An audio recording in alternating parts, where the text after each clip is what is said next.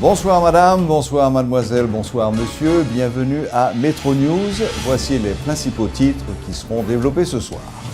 C'est le ministère des Finances et non le PNUD qui aura la gestion des 55 millions de dollars prévus pour la réalisation des prochaines élections. Le coordonnateur spécial pour Haïti au département d'État américain, Kenneth Merten, salue la décision du gouvernement haïtien de rapatrier le financement des élections. Le ministre de la Santé publique confirme que le premier cas de microcéphalie lié au virus Zika a été recensé en Haïti. Le budget détaillé des 55 millions de dollars américains prévus pour l'organisation des prochaines élections est finalement rendu public. Lors d'une rencontre avec la presse ce mercredi, le directeur général du CEP, Uder Antoine, a fait remarquer que les fonds qui seront alloués aux élections seront gérés par le ministère des Finances et non par le PNUD.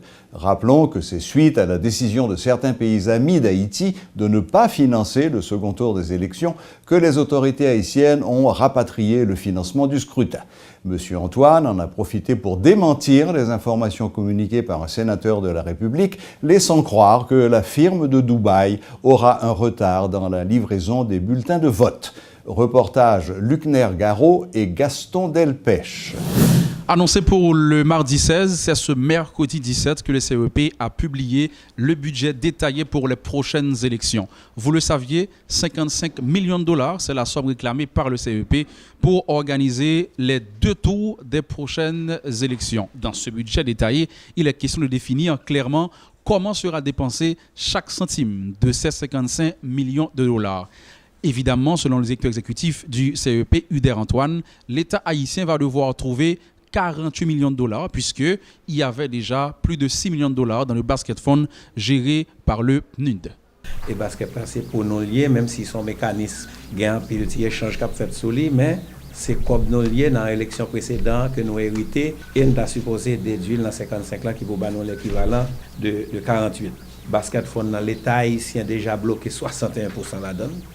Et différence là, c'est PNUD qui a utilisé. Avec plus de 16 millions de dollars, la rubrique centre de vote et personnel électoral disponible détient la plus grosse part de ce budget. Viennent ensuite, avec plus de 10 millions, gestion, dépôt de candidature et acquisition de matériel électoral pour plus de 9 millions. Le centre de tabulation mobilise pour sa part plus de 4 millions de dollars, car selon Uder Antoine, les choses se feront différemment cette fois. Le conseil a été pensé dans Jean-Noël sans tabulation à journée aujourd'hui.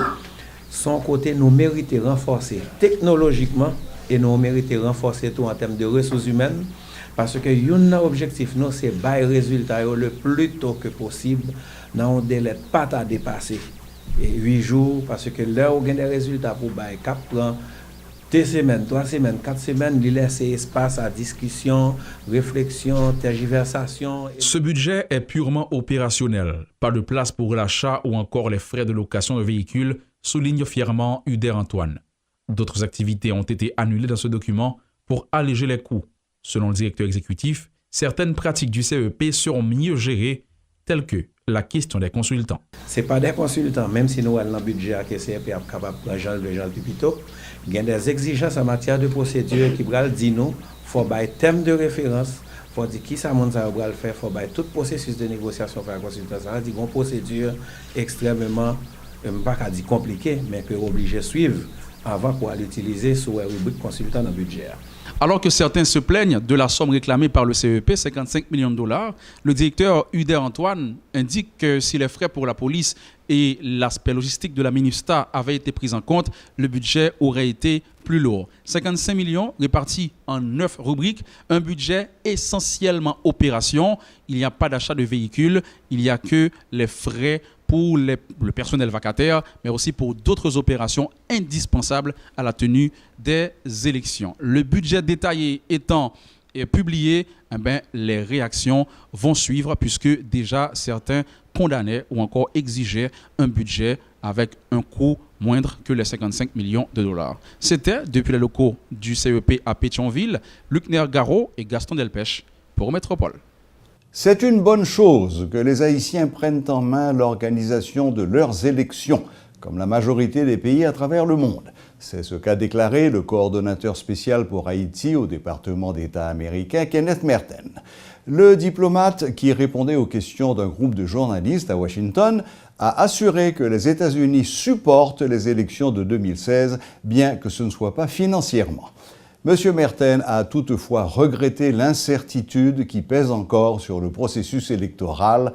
Rappelons que les États-Unis avaient pressé les parlementaires haïtiens de se réunir en Assemblée nationale afin de statuer sur le sort du président Jocelyn Ampry-Vert, dont le mandat a pris fin le 14 juin dernier. Le réseau national Tête-Calais monte au créneau et se dit opposé à la longue période de transition du président Jocelyn Ampry-Vert. Lors d'une conférence de presse ce mercredi, les membres de cette structure ont appelé les partisans de Jovenel Moïse à la vigilance, tout en les exhortant à aller voter le 9 octobre prochain. Reportage Sheila Louis-Joseph et Bernaud Augustma. À moins de 2 mois des élections du 9 octobre, le réseau national Tête-Calais appelle les partisans de Jovenel Moïse à se mobiliser. Vigilance et vote, c'est désormais le slogan de ses proches du candidat à la présidence du PHTK, estimant que seule la voix des urnes permettra de doter le pays d'un président légitimement élu le 7 février 2017. Pas question pour Jocelyn Ampry-Vert de rester au pouvoir au-delà de cette date, a martelé la coordonnatrice adjointe du réseau, qui se dit fatiguée de cette longue période de transition. Le peuple a dit non, le peuple a à bout de souffle. Il est à bout de souffle. Qu'est-ce qu'a pensé pour le pays? Qui programme qui gagne là aujourd'hui? Côté moun pas qu'à manger dans le pays, insécurité a galopé sur nous. Côté ça pour aller, nous pas capable de prendre comme ça. Donc il faut gagner un président qui est élu constitutionnellement qui pour toucher problème pays. Nous dit non à transition manche longue. En clair, le réseau national Tête-Calais n'y va pas par 4 chemins pour affirmer que les périodes transitoires ont toujours fait que du tort au pays. D'où la nécessité que les élections se tiennent aux dates prévues, a pour sa part fait remarquer le coordonnateur général de cette structure politique, Kinton Louis. Raison qui fait que nous dit nous mettons cap vers les élections, c'est parce que nous sommes des démocrates convaincus. Jodia, nous choisissons de mettre cap vers les élections et nous travaillons un peu partout sur le terrain pour que nous allions dans l'élection. Dans l'intervalle, nombreux sont des observateurs qui doutent que les prochaines joutes se tiennent en octobre. Pour le réseau national Tête-Calais, ce n'est pas étonnant que certains pensent ainsi. L'important est que les partisans de Jovenel Moïse se préparent à toute éventualité et restent mobilisés. Justice. Après plusieurs semaines de suspension, le procès de Clifford Brandt, accusé de kidnapping, a repris ce mercredi au tribunal de première instance de Port-au-Prince. Par ailleurs, le procès de l'ex-directeur de l'ONA, Sandro Joseph, a été suspendu mardi en raison de la décision du juge dimanche de se déporter de l'affaire. Le magistrat a pris cette décision sur requête de maître Edwin Koch, avocat de M. Joseph. Il a fait valoir que son client ne se sentait pas en confiance par rapport au magistrat. La requête de la défense a été appuyée par le ministère public, représenté par le chef du parquet de Port-au-Prince, Danton Léger. Le juge dimanche, de son côté, a fait valoir que sa décision est motivée par le souci de favoriser le triomphe de la justice. Le doyen du tribunal de première instance de Port-au-Prince devra transmettre le dossier à un autre magistrat.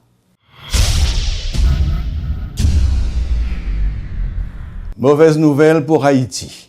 Au moins 2 cas de microcéphalie de bébés liés au virus Zika sont recensés dans le pays. Information confirmée par le directeur du ministère de la Santé publique, le docteur Gabriel Timothée.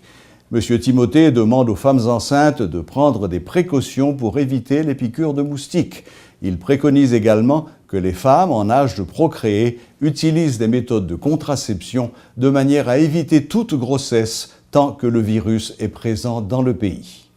Dossier Petro-Caribé. Dans le cadre de l'enquête portant sur la gestion des fonds de Petro-Caribé, le président de la commission éthique et anticorruption, Yuri Latortue, a déposé son rapport au bureau du Sénat de la République. Après plusieurs mois d'audition, cette entité a fait un ensemble de recommandations.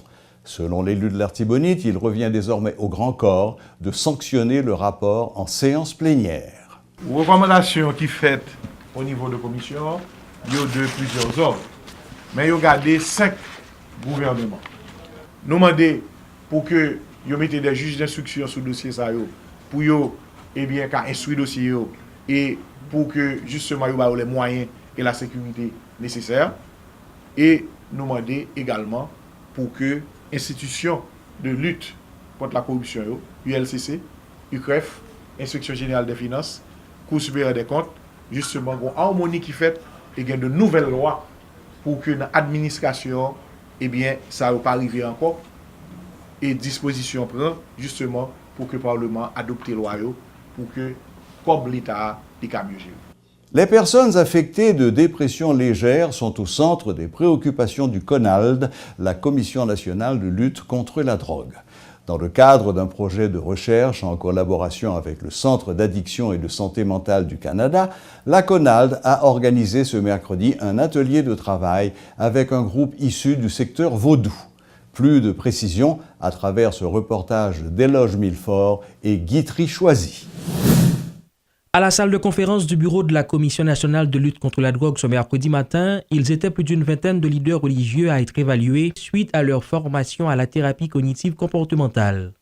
Une initiative de la CONALD de concert avec le Centre d'addiction de santé mentale du Canada, dont l'objectif est d'améliorer la santé mentale des personnes affectées par des dépressions légères, nous explique Martino Garrier, coordonnateur de la CONALD. Thérapie cognitive comportementale, c'est une méthode qui permet de capable traiter des mondes par des séances et de travail sans on n'a pas obligé à le prendre ni comprimé ni piqûre. En Haïti, on a toujours dit qu'il y a un zombie.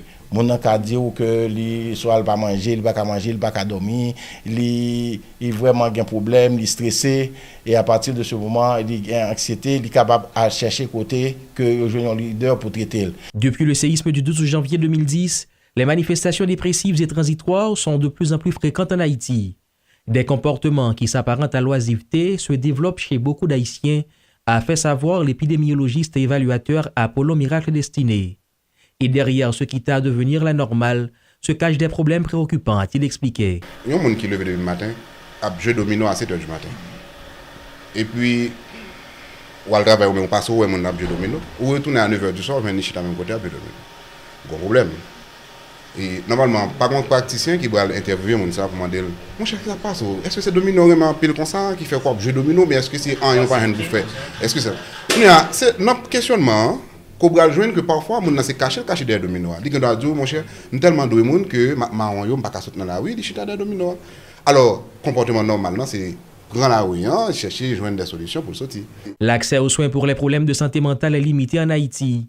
Afin de remédier à cette lacune, la Commission nationale de lutte contre la drogue se propose de former des intervenants informels, comme des responsables religieux et spirituels, à la thérapie cognitive comportementale qui vise à remplacer les idées négatives et les comportements inadaptés par des pensées et des réactions en adéquation avec la réalité. Un projet pilote que ces initiateurs souhaitent étendre à l'ensemble du territoire.